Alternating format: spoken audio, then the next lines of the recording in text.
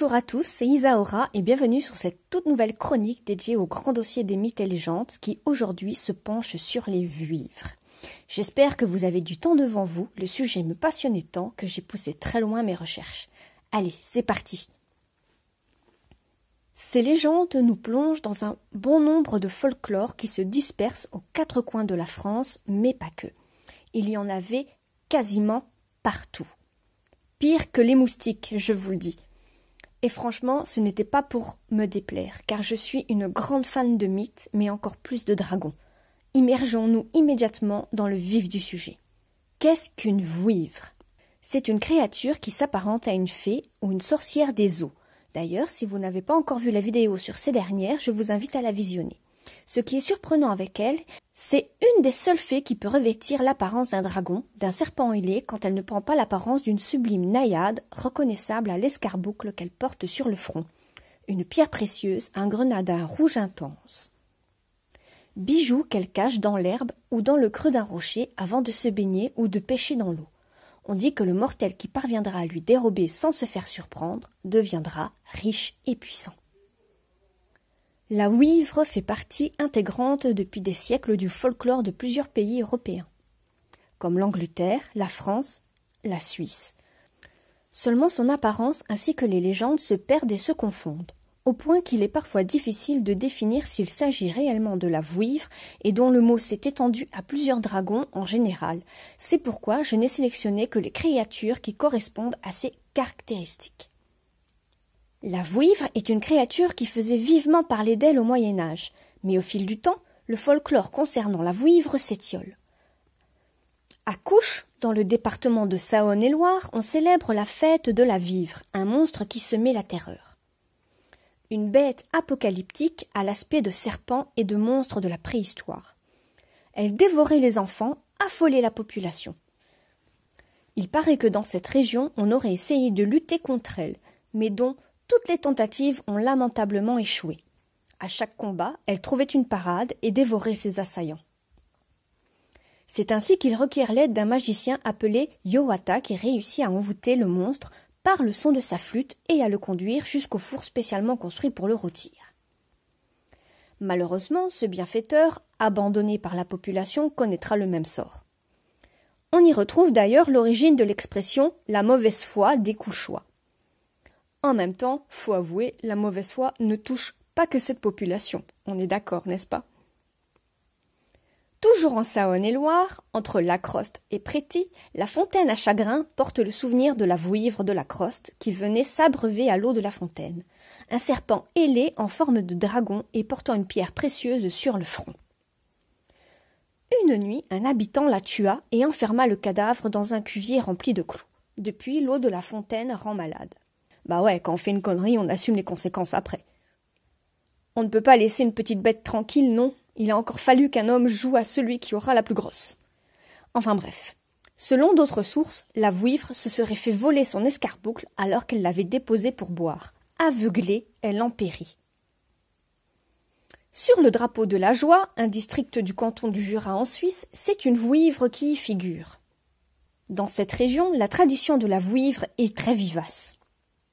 On dit que cette créature féerique vit sous terre ou dans les ruines de châteaux anciens et maintient le lien de la vitalité de la terre avec celle de l'eau, qu'elle semble affectionner particulièrement.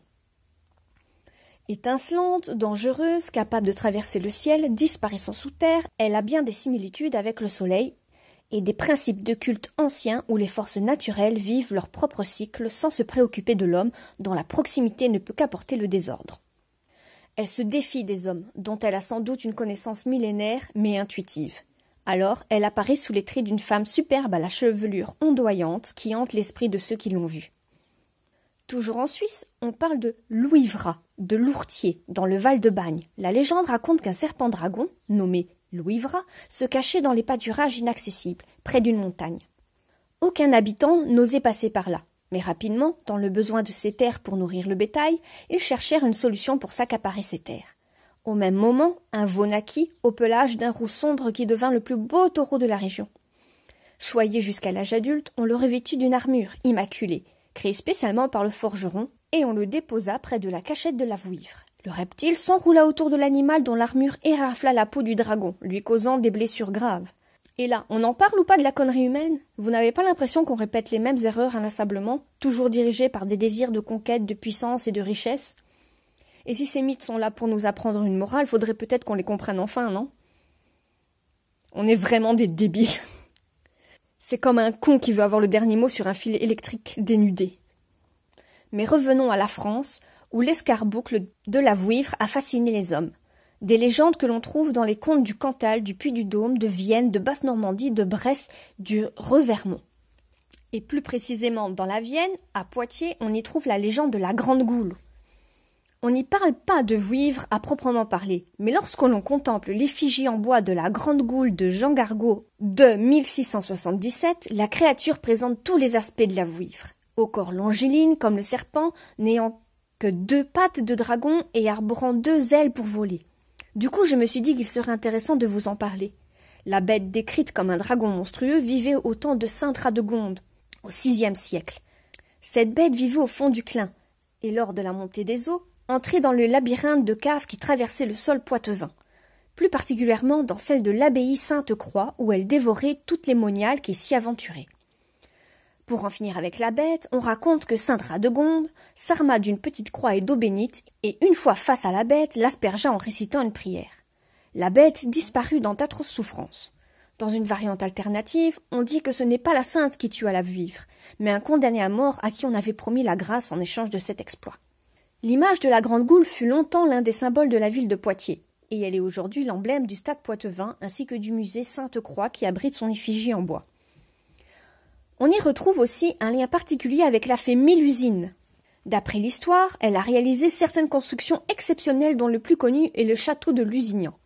Mais la plus connue des légendes dit qu'un jour, dans la forêt de Lusignan, la fée Mélusine, pas la sorcière, ce sont 2 choses différentes, rencontre un seigneur parti à la chasse. Charmé par sa beauté, il la demande en mariage. Elle accepte sa proposition à la condition de ne pas chercher à la voir le samedi, où elle est contrainte de s'isoler dans sa chambre. Quelque temps après leur mariage, l'époux de Mélusine manque à sa parole et la découvre, le bas du corps transformé en serpent. Désespérée, la fille s'enfuit et disparaît à jamais.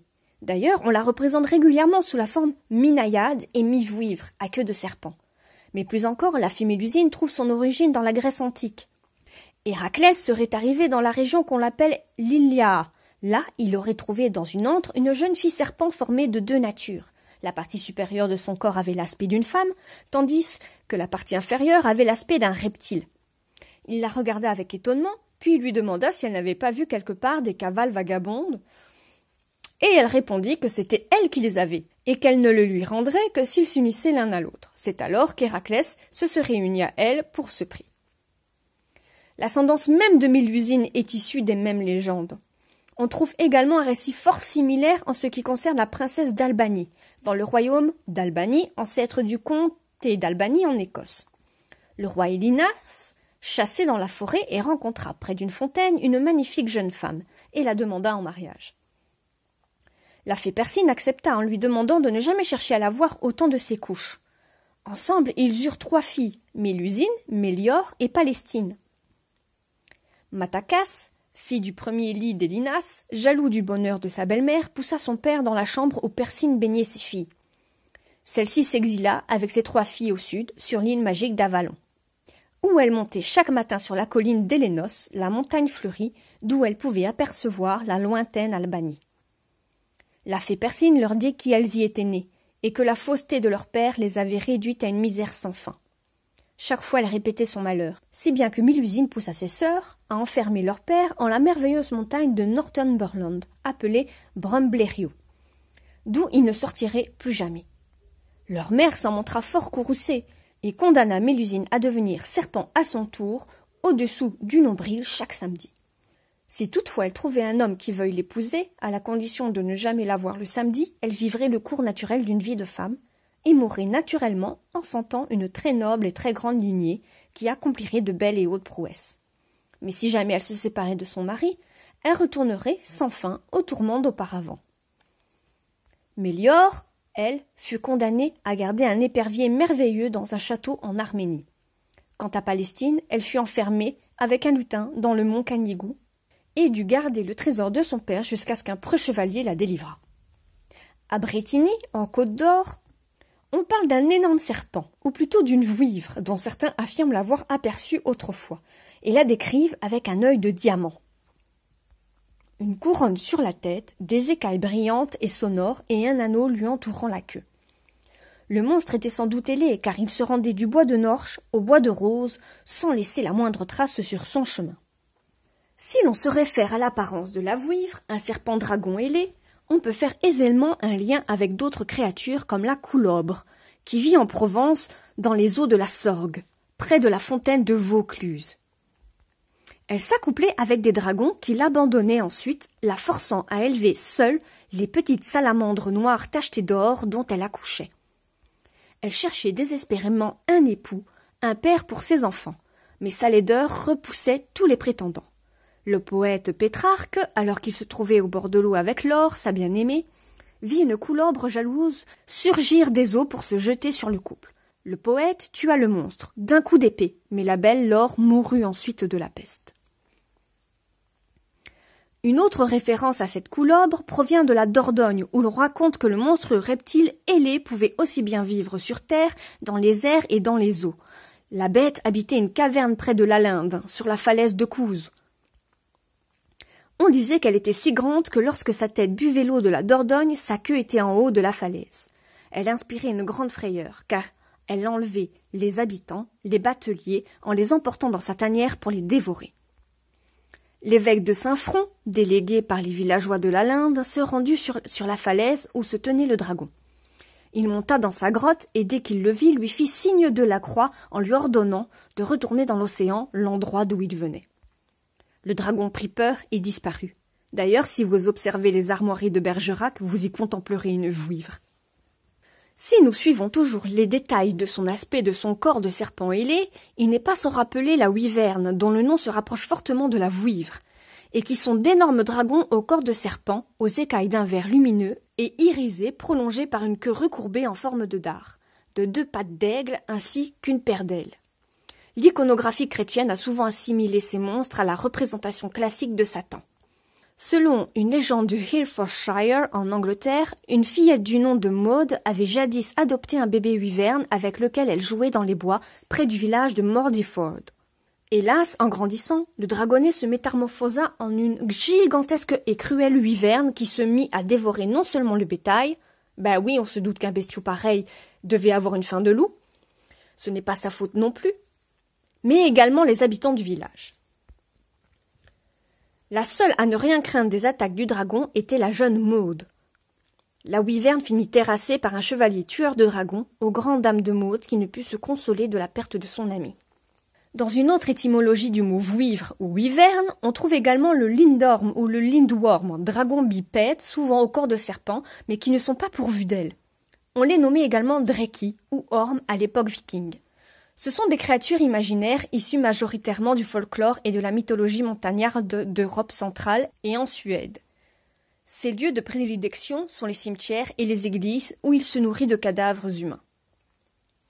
Dans un conte scandinave, le conte du prince Lindworm, conte du roi Lindworm ou l'épouse du roi Lidworm, mentionné pour la première fois dans une compilation de récits du folklore publiée en 1855, raconte l'histoire d'une reine qui désespérait de ne pas avoir d'enfant. Elle rencontra une vieille femme qui lui conseilla de manger 2 oignons. Elle le fit, mais ne pela pas le premier.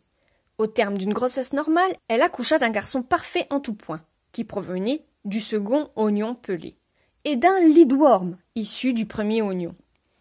Une fois en âge de se marier, le garçon parfait voulut prendre épouse, mais son frère insista pour se marier en premier. Aucune des filles du royaume ne voulut l'épouser. Et il les dévora toutes, excepté une fille de berger qui avait parlé avec la vieille femme et qui avait conseillé la reine. Elle vint vêtue de toutes les robes qu'elle possédait, enfilées les unes sur les autres. Le prince lui ordonna de les enlever, mais elle n'accepta qu'à une condition, qu'il enlève une de ses peaux à chaque fois qu'elle enlevait une de ses robes.